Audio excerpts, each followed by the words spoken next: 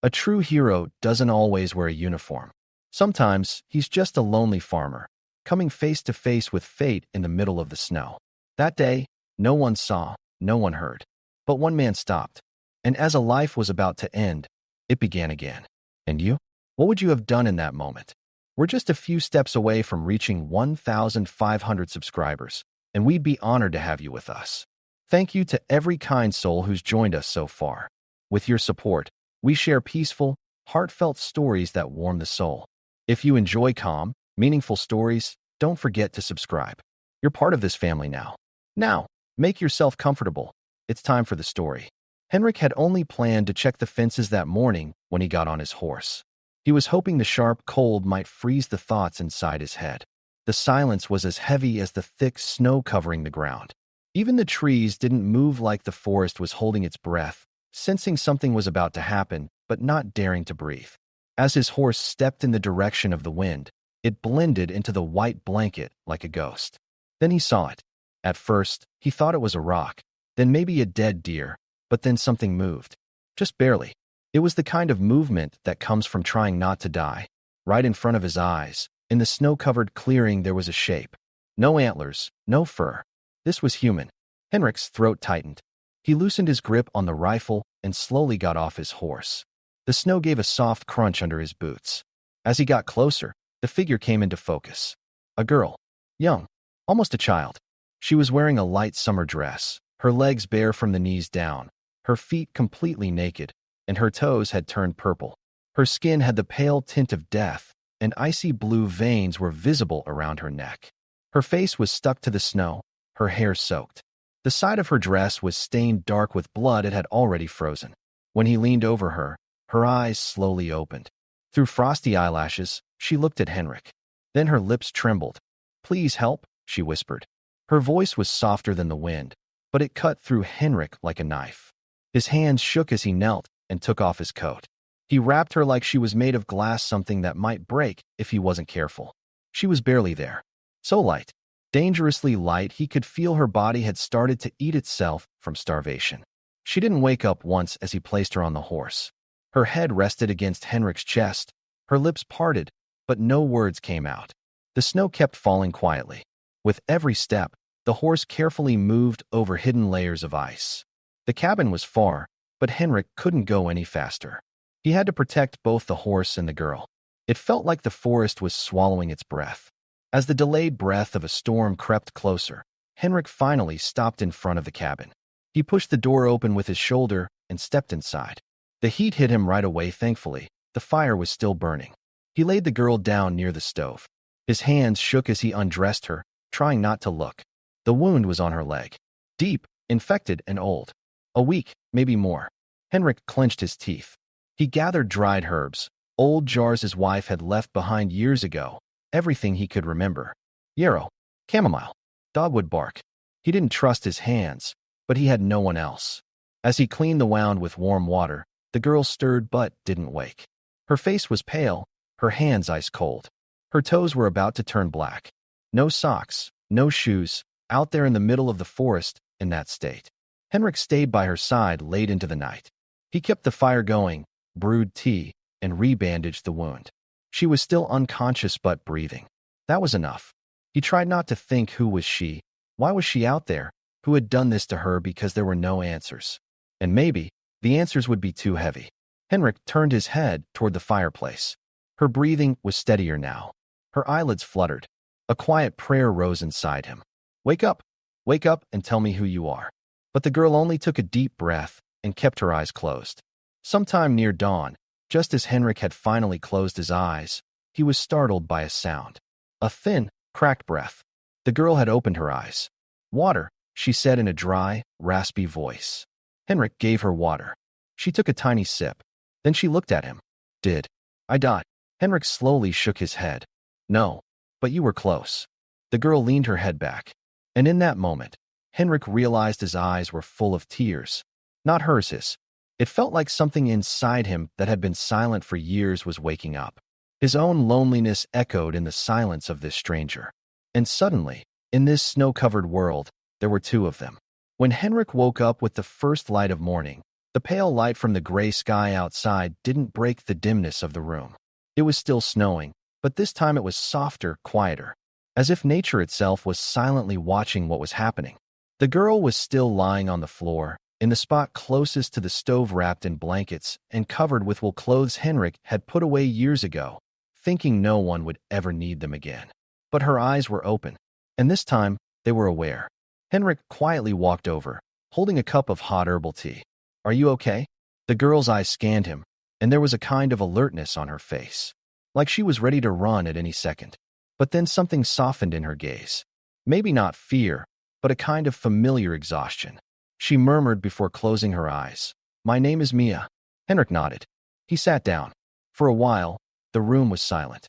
Only the crackling of the stove. Then Mia opened her eyes again. "Why did you save me?" Henrik answered without thinking. "Because you were still breathing." Mia turned her face away. Her lips trembled, but she didn't cry. Her eyes locked onto the fire in the stove. Like she was thinking, "I wish I hadn't been." The silence returned. Henrik didn't ask. What had happened?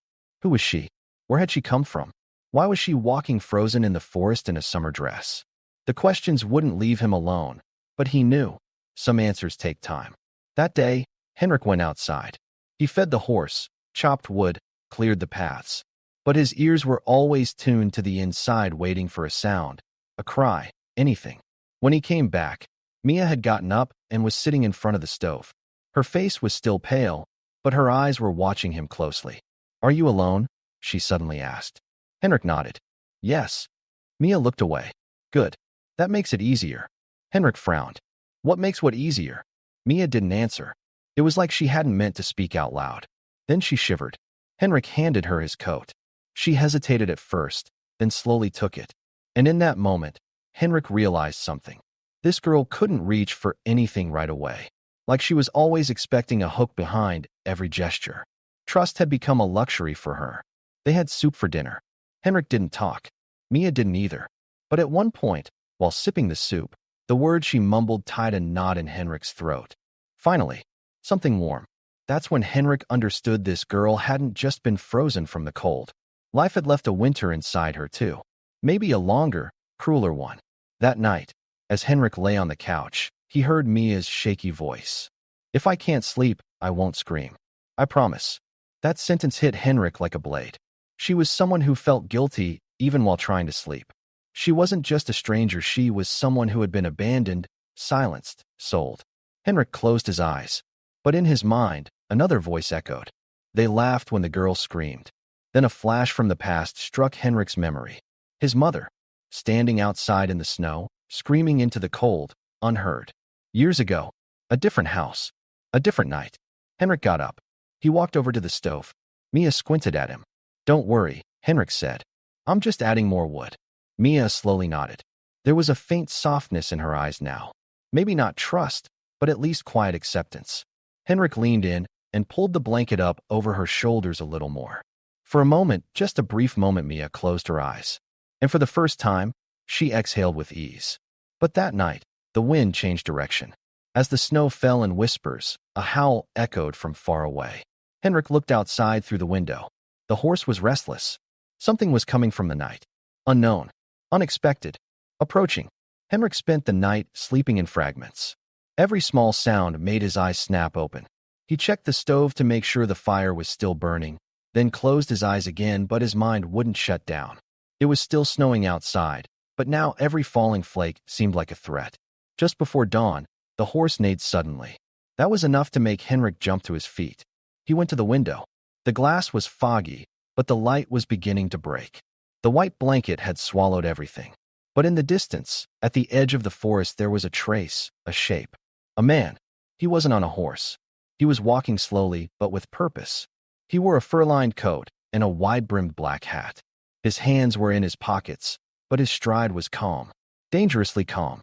Henrik immediately grabbed the gun by the stove. Mia was still asleep, but her eyes were half open. She clearly knew something was happening. "Who is that?" she said in a low, hoarse voice. Henrik moved closer to the window, walked toward the door, but didn't open it. The man stopped just a few meters from the door. Snow reached up to his knees, but he was smiling. His eyes were cold, and the corners of his lips held a smug curve. Good morning, he said in a deep voice. Henrik Bauer, right? Henrik responded from behind the door. What do you want? Help. I'm just a stranger. Lost my way. Henrik's stomach turned. He knew voices like this. There might not have been lies in the words, but the tone, there was violence there. Suppressed. Hidden. Waiting. Henrik didn't open the door. Go somewhere else. There's a storm out here. I don't want to freeze. Henrik's voice turned ice cold. And I don't want to bury frozen corpses of the people inside. Leave. The man smiled. Took another step forward. Just then, a sound came from inside. Mia. A rasp. A breath that struggled. Then words muffled but clear. Jonas. Henrik turned. Mia was on her knees. She was shaking. Her eyes were wide, her lips pale. Jonas. Henrik asked. Mia didn't nod, but her look said enough. That was when Henrik made up his mind. He looked out the window one more time. The bulge in the man's coat pocket was clearly a gun. This wasn't a stranger. He was a pursuer. He knew Mia, and probably believed he owned her. Henrik didn't open the door, but raised his voice. Leave now, or I'll make you leave myself. The man Jonas tilted his head slightly, then muttered. Little bird flew off, but left a trail. I'll figure you out slowly, Henrik. But for now, this was just a hello. Then he turned, walked away with the same calm steps, disappearing into the snow. But Henrik knew. This was just the beginning. When Henrik came back inside, Mia was still shaking. Her hands were covering her face, but she wasn't crying. It was like she had run out of tears. She was only whispering. He found me. Again. Henrik knelt beside her, slowly placed a hand on her shoulder. This time, Mia didn't pull away. She just kept trembling. You're here. You're safe. I'm not letting anyone take you. Mia opened her eyes. He doesn't want me. He wants to own me. In his head, there's a different world. And in it, I'm his slave. His possession. I've run every time, and every time, he finds me. Men like him. They can smell you. Henrik's hands clenched into fists. He stood up slowly, looked out the window again. Jonas was long gone. But Henrik knew he'd be back. Men like that never said goodbye after just one try, especially not to things they believed were theirs. That day, Henrik checked his weapons. He added an extra barricade behind the door, moved the horse closer to the cabin instead of the barn. Water was boiled, food was prepared. What they expected now wasn't a storm of nature, but a storm of man. Mia, meanwhile, had sat down on a chair by the window. Her hands were wrapped in a blanket, her eyes staring off into the distance. At one point, Henrik came over. I need to ask, is Mia your real name? The girl didn't turn her head. No, my real name is Amelia. Henrik gave a faint smile. That's a beautiful name. The girl closed her eyes. It's not beautiful anymore. Henrik turned to the window. Don't think they took your soul along with your name. They only made you forget. But it's possible to remember again. For the first time, Amelia turned and looked at Henrik. Her eyes were watery, but there was a spark in them. Small, shaky, but alive. And in that moment, the silence inside the cabin carried something different. Not fear but resistance. Not escape but defense. But the snow was still falling. And Henrik knew, snow didn't always cover things. Sometimes, it made the tracks even clearer. The snow had stopped in the early morning hours. But the sky was still gray, as if nature was holding its breath, watching what was coming. Henrik stood at the door, hand close to his weapon, scanning the forest. There was nothing to see with the naked eye, but his instincts told him something else. This silence was the calm before a storm. And this time, it wasn't nature's storm, it was one brought by people. Amelia had woken up earlier than usual that morning. She quietly got up, tossed a few logs into the stove, put water on to boil. Then she made Henrik's coffee. A small gesture maybe, but her eyes stayed on the door the whole time. Jonas's arrival had awakened something in her that had been asleep for years, the instinct to survive. When Henrik took the coffee, he touched Amelia's hand for a moment. This time, she didn't pull away. They just looked at each other. In that moment, they silently understood each other. They both knew something was going to happen today. Around noon, a dull sound came from afar. The ground trembled slightly. Then it became clear, hooves. But this wasn't just a man walking, this was the sound of several horses moving across the snow. Henrik rushed inside, crouched near the window. Amelia was already on her knees, hiding under a blanket, but her eyes were open, watching closely. 3 men were riding toward the cabin. Jonas was in front, a sly grin of victory stretched across his face. The two men behind him looked rougher, like hired hands. They carried weapons, though not openly. They didn't feel the need to show them they were that confident. Henrik stood in front of the door, holding his gun but not raising it yet. "You won't find what you're looking for here, Jonas," he said firmly. Jonas didn't dismount. His voice was like a dark melody. "Henrik, I'm just here to take what's mine. She's not yours. Never was. She belongs to me." Henrik's eyes narrowed. He glanced at Amelia.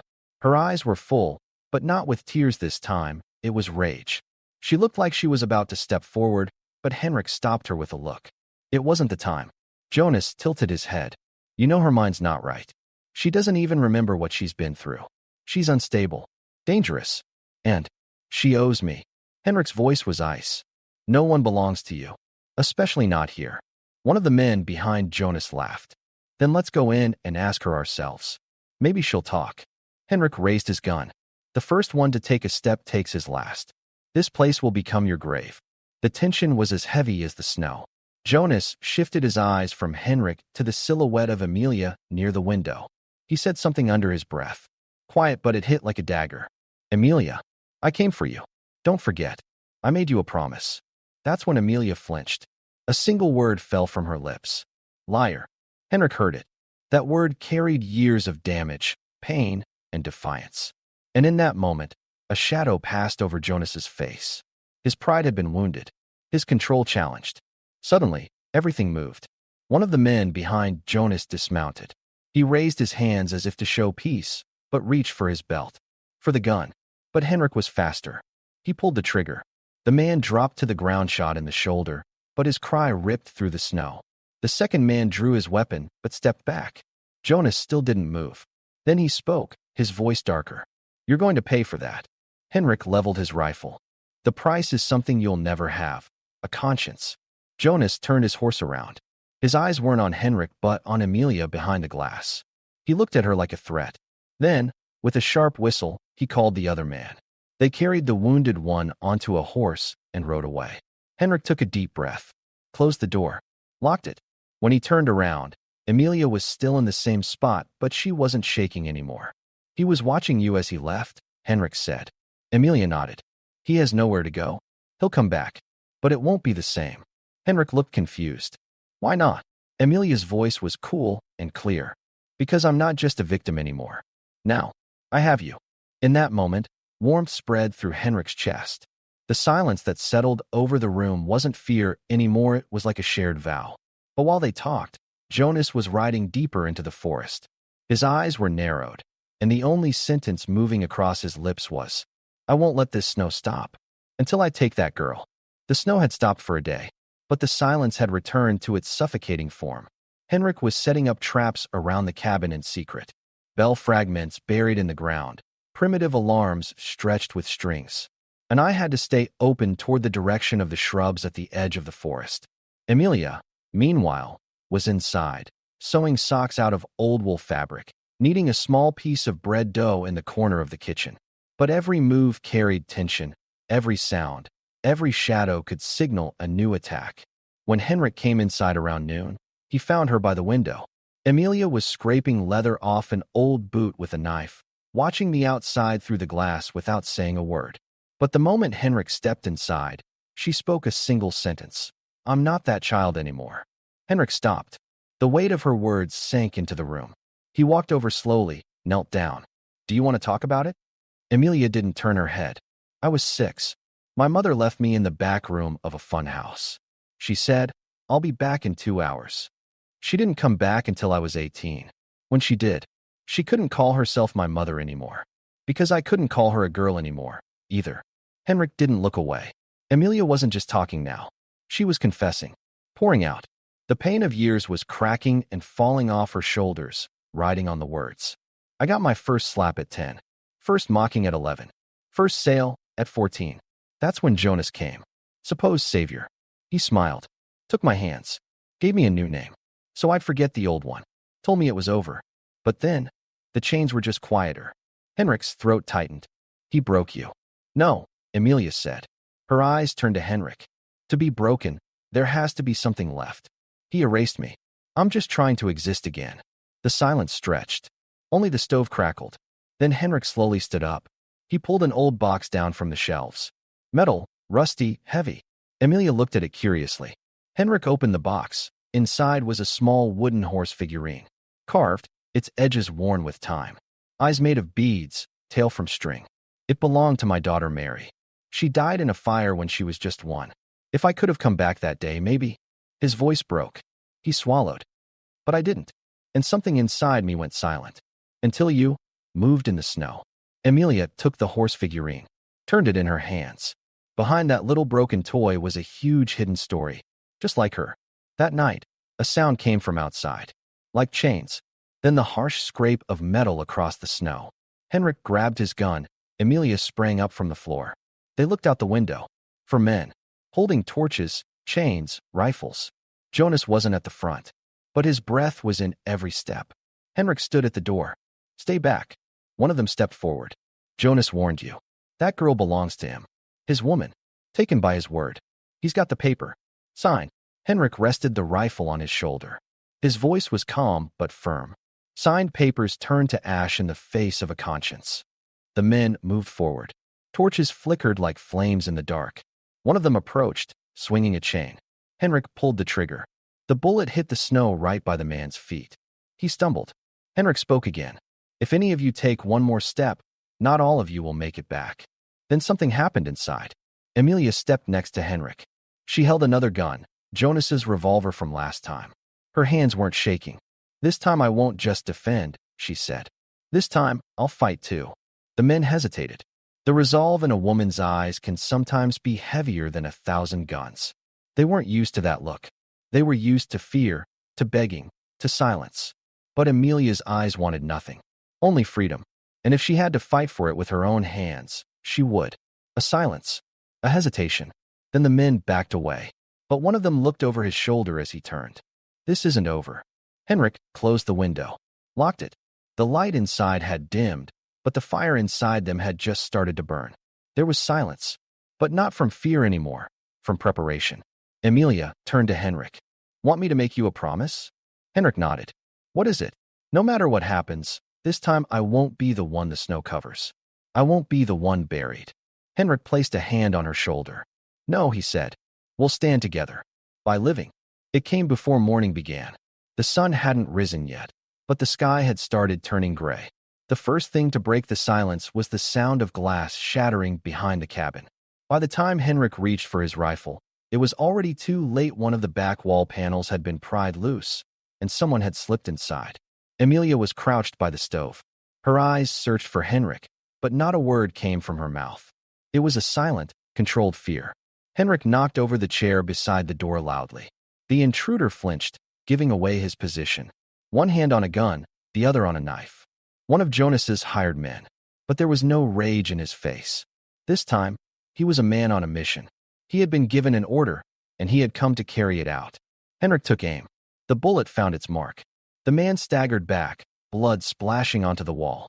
But this was only the beginning. There were more sounds outside. At least 3 others. This time, they were better prepared. No torches. They were silent, moving like shadows. Jonas had lost his patience. This time, he wasn't coming to claim, he was coming to destroy. Because Amelia's defiance had threatened his control. Henrik shut the window. The traps around the cabin started going off one by one, bells ringing. But the men didn't stop. They were just waiting for a moment to break in. Henrik turned to Amelia. He showed her the last remaining ammunition. This is all that's left. Maybe enough to stop one more. Amelia nodded quietly. Then she stood, walked slowly to the back shelf, pulled out a small metal box. Inside 3 old bullets. Henrik's eyes widened. Where did you? I'd hidden them, she said simply. For myself. But now I'll use them for someone else. That moment, the front door shook. Someone had thrown themselves against it with full force. Then a second hit. On the third, it would break. Henrik looked at Amelia. Stay back. But Amelia didn't stay back. In one hand, the revolver. In the other, the old blanket that had belonged to Henrik's wife ready to use for cover. When the door broke down, the first man raised his weapon, but it was already too late. Amelia pulled the trigger. The man slammed into the wall. Henrik turned to the second attacker right behind him. The rifle was hard to use at close range, but his aim didn't falter. Hit in the chest, the man dropped to his knees, then collapsed. Then Jonas entered. His face was twisted with rage. His eyes wild, his voice hoarse. Enough. Enough already. You were mine. I gave you a new life. I pulled you out of the gutter. Emilia stared at him. No, she said. You just built a new gutter. And now you're going to drown in it. Jonas lunged toward her, pointed his gun, but his hand was shaking. Henrik moved. Jonas pulled back, fired. The bullet grazed Henrik's arm. Blood flowed, but Henrik stayed standing. His fist knocked the gun from Jonas's hand. Emilia walked toward Jonas with the revolver. Jonas was on the ground, looking up at her. He wasn't a threat anymore, he was begging. Emilia, look, you gave me that name. But it's not yours anymore. She didn't pull the trigger. She lowered the gun, turned her back on him. Henrik looked at her. Are you sure? Emilia nodded. I won't share a grave with him. Henrik didn't call the police. No court was held. But Jonas was never seen again. The traces he left were covered in snow. The bodies were buried in the loneliness of the forest. At the doorstep of the cabin, only those who still stood remained. A week later, the snow had stopped. It had given way to clear skies, a gentle breeze. Emilia was sitting by the door, cutting up her old blue dress, stitching pieces together. Henrik watched her. He didn't ask anything. Emilia spoke on her own. I'm turning this into a blanket. Every piece will be part of it, no matter how torn or old, because that's what I am. But now I belong to myself. Henrik nodded. And this place is yours too, if you want it. Emilia slowly turned her head. Her eyes were full not with tears, but with light. I want to stay, but not just to hide, to walk forward together. Henrik held out his hand. When his fingers met Emilia's, for the first time, there wasn't snow beneath them but earth, and breath, and hope. As the smoke rose from the chimney into the sky, the only sound left behind was the crackling of the stove. Inside, two people no longer looked back at the past but toward what was ahead. And that night, the snow never fell again. The Yindi, by the way, we noticed something small. Most people who watch these stories aren't actually subscribed to the channel. Maybe we get caught up in the moment, or just forget to hit the button. But your support truly helps us keep creating stories like this. If this story moved you, don't forget to like the video, share your thoughts in the comments, and subscribe to the channel.